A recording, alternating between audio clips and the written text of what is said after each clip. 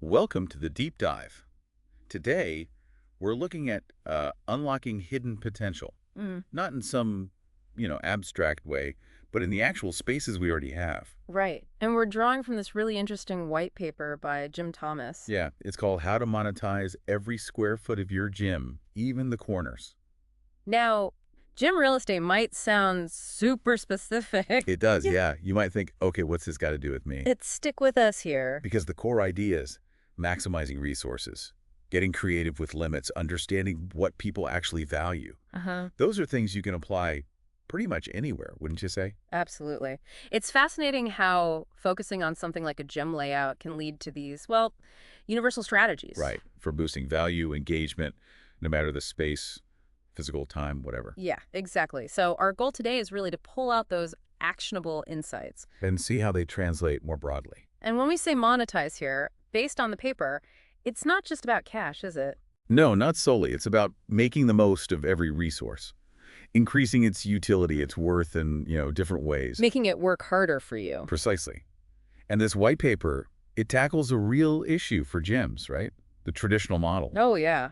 Heavy reliance on memberships, rising costs, loads of competition. It's tough. So Thomas offers this, like fresh perspective, turning the space inside out to find hidden value. Get ready for some aha moments, I think. Ideas you might want to borrow. Okay, let's dive in then. Yeah. Where does the paper start? Well, it kicks off with a really fundamental point. A shift in thinking. A mindset shift. Yeah. The core idea is that every single square foot needs to be treated like a revenue-generating asset, or at least a value-generating asset. So not just empty space. Not at all. It's about rethinking how you see and value what you already have. It's not about just cramming more machines in. That's a great point they make, comparing it to luxury hotels or co-working spaces. Right. Think about them. They're masters at monetizing convenience, exclusivity, access. You're not just paying for the bed or the desk. No, it's the whole package. Mhm. The added benefits, the experience. So the question becomes, how do we bring that thinking into other areas? And that leads directly to the first practical step in the paper, the space utilization audit. Okay, an audit. So taking a hard look at how the space is actually being used. Exactly. They lay out some key questions to ask, Great. like which zones are active versus idle, hour by hour? Where are the traffic lulls? Are there forgotten corners? Getting really granular, not just a general feel. Mm-hmm. And here's a great pro tip they offer. Actually map the floor plan usage hour by hour for a whole week. Wow, that's detailed. It is, but that's how you uncover what they call valuable dead zones. Valuable dead zones, I like that. Yeah, especially midday, maybe late evening. Those times things quiet down. You could totally adapt that idea, couldn't you? Like tracking your own time for a week. Not just meetings, but the gaps. Exactly. Find your own personal dead zones. Those 20-minute pockets you could use for something focused, like a quick learning burst or tackling one small task. That's actually a really powerful analogy. Okay, so you've done the audit, you've found these underused spots. What next? What does Thomas suggest? Well, the paper outlines 10 specific strategies, proven ways to generate value. 10. Okay. Yeah, let's unpack some of them. All right. First up, small group training pods, using corners or maybe awkward small areas. So setting up a little dedicated zone. Yeah, for semi-private sessions, maybe express HIT classes, mobility clinics, that sort of thing. And they give a potential revenue figure, right? They do. Something like $400 to $800 a month from space that was basically doing nothing before. That makes it very real. Okay, what else? Another one is wall-mounted functional training stations, using the vertical space. Walls. Often overlooked. Like with TRX straps, battle ropes. Exactly, and they tie a revenue idea to it. Offer a premium functional training zone add-on. Oh, interesting. Like pay an extra $15 a month for access. Something like that. Small cost for the member, potentially good return for the gym from, again, previously unused wall space. Smart. Then there's pop-up services and boutique wellness experiences. Yeah, using spare rooms, maybe group fitness studios when they're empty. To bring in other professionals, massage therapists, nutritionists. Precisely. And the monetization is flexible. Charge them an hourly rent or take a commission. Plus, it makes the gym offer more holistic, right? Adds value for members, too. Definitely. Win-win. Okay, what about lockers?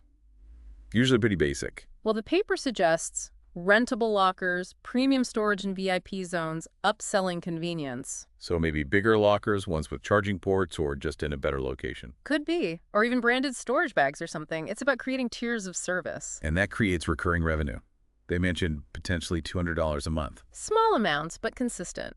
And it taps into that desire for a bit more convenience or exclusivity. It's like paying for extra cloud storage, isn't it? People value organization and ease of access. That's a great parallel. It's understanding those little friction points and offering a paid solution. It's about knowing what people value beyond the core thing. Right. It's the extras that enhance the experience. Okay, another one I thought was really clever. Niche or micro classes in tight spaces. Microclasses, like really short. Yeah, maybe 15-minute stretch sessions or guided meditations. And they say even a tiny 6 by 6 foot corner could work. Seriously, a tiny corner. Generating potentially hundreds a month, especially during off-peak times. $10, $20 a pop, maybe offered a few times a day. That really drives home the point. You don't need huge amounts of space. Not at all. Which makes you think, what are the tight spaces in other parts of life? Yeah, like a short, consistent time slot for microlearning. Or maybe an underused section on a website. Could that become a really effective call to action space? It's about creative application, scaling the idea down. Totally. And speaking of creative uses, Instagram-worthy corners. Ugh, the selfie spot. Yeah, Seems a bit superficial. maybe at first glance, but think about it. Good lighting, a nice backdrop, maybe the gym's logo. Okay, I see where this is going. Free marketing. Exactly. Encourages members to share photos, promotes gym apparel maybe, you can run selfie contests. It leverages user-generated content. So a double benefit. Engagement and visibility. Mhm. Clever. Then there's a more direct rental model. Rent by the square foot to independent trainers. So the gym acts like a platform, provides the space, maybe some basic gear. Yeah, dedicate maybe 100 square feet. The trainers bring their own clients. What are the pricing models for that? Could be a flat monthly fee, maybe Uh-huh. $400, $800. Yeah. Or per session, like $15, $25. Seems like you'd need clear rules, though. Oh, absolutely. Yeah, The paper stresses that. Insurance, check-ins, cleaning protocols. Got to keep it professional. makes sense. Huh. Okay, what else is on the list? Retail pop-ups and sampling stations, partnering with other relevant brands. Like meal prep companies, supplement brands, local activewear. Exactly. You can take a commission on sales or charge a fee for the pop-up space, maybe $100, $250 for a weekend or something. It diversifies revenue and offers members relevant products. Again, that partnership idea. Yeah, finding those symbiotic relationships. Who serves your audience that you could collaborate with? Good question. What about tech? Yep. Install digital screens or interactive kiosks. Placed strategically, obviously. What kind of content? Upselling services, member testimonials, maybe even local business ads. Ads. Yeah, but the key is relevance, right? Not just random stuff. Local partners, things members might actually care about. They suggest it could bring in $100, $500 per advertiser per month. Potentially high margin if done well. Low labor once it's set up. Right. He's a good content strategy, though. Has to add value, not just annoy people. True. Okay, one more strategy, I think. The last one is transform lounge areas into co-working zones. Oh, that's very timely, with remote work being so common. Exactly. If you've got a lounge that's quiet during the day, add some high-top tables, good Wi-Fi. And offer it as an add-on, like $30, $60 a month, or day pass. Yeah, tapping into that need for flexible workspace. Plus, it can build community. People hang out longer. The gym becomes more of a hub, not just for fitness. Adapting to how people live now, really important. Okay, so we've gone through 10 really diverse strategies, from tiny corners to digital screens. What's the common thread here? What are the big principles? Looking across all these examples, several core themes emerge from the paper, even if not stated explicitly as principles. Oh. Flexibility, definitely. How you use resources, personalization, tailoring things for users. Convenience is huge, community building, and just creativity, resourcefulness. Yeah, looking at what you have with fresh eyes. Exactly. And those principles, as we've kind of touched on, they go way beyond gyms. Oh, for sure. Leading a team, managing your own time or projects, even personal development. That idea of creative resourcefulness is key. Flexibility, personalization, convenience, they apply everywhere. Absolutely. And the white paper's final word sums it up nicely. Small spaces, big impact. It's about the strategy, not just the square footage. Precisely. And they offer this little action plan for gym owners at the end. Which sounds like something you could adapt to. Totally. It's basically, look with new eyes. Identify those underused areas, could be time, skills, contacts, whatever. Okay. Choose one concept to test. Keep it small, low risk. Run a trial. Yep. Run a trial, see what happens, evaluate the impact. Did it work? Why? Why not? And then communicate the value if you make a change. Exactly. It's a solid, practical loop. And it all comes back to that core message. You don't need more space. You need more strategy. Love that.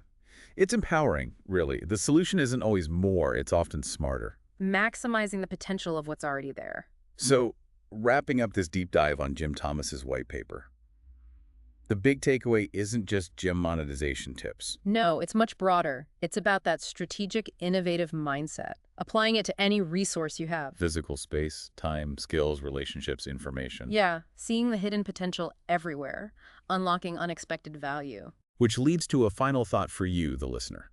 Consider, what's one underutilized corner in your own life or work right now? Could be a skill gathering dust, a connection you haven't nurtured, maybe some knowledge you haven't applied. Just pick one.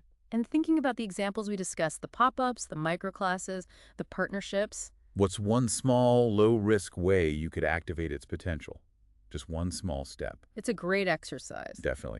And this white paper, focused as it is, serves as a really good jumping-off point for thinking about business strategy, resource optimization. And just being more generally resourceful in life. It offers a new lens, maybe, for looking at the resources and challenges around us. Hopefully leaving you feeling a bit more empowered, maybe curious to find your own valuable dead zones. Thanks for joining us for this deep dive.